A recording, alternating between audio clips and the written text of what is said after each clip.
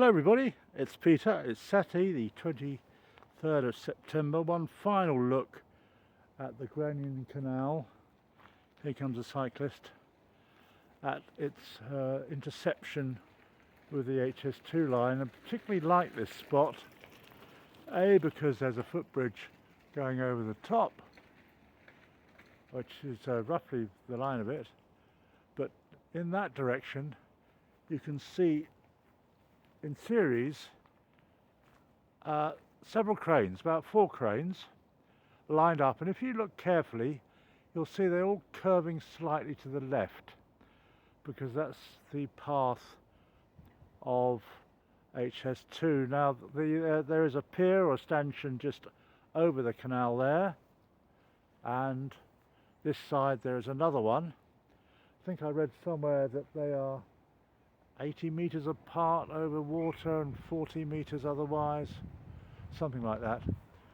But one of the most interesting things is that I do sometimes look things up on the internet, and it says this part of the railway, which does turn from the east, to the north, goes around a curve, and the radius of the curve, maybe it's still there on the internet when you see this,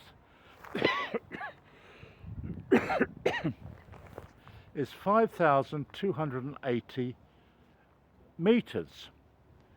Now, by my calculations, there are 1,760 yards in a mile, so 3 times that is 5,280 yards.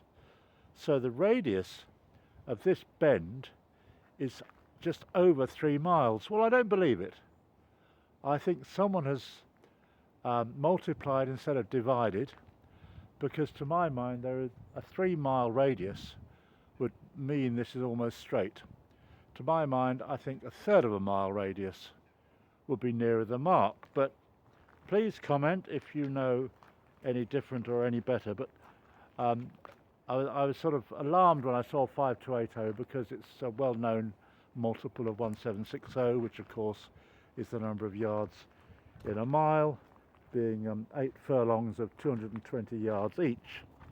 We learnt all this sort of thing at primary school probably, and it's finally proved to be useful perhaps. But the piers don't seem to have actually changed that much in a few months.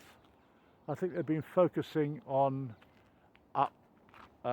upstream, up canal, which is where they've you can actually see several stanchions in a row there with little green tops, which is where they finally put a bridge over more, I think it's Moor Hall Road.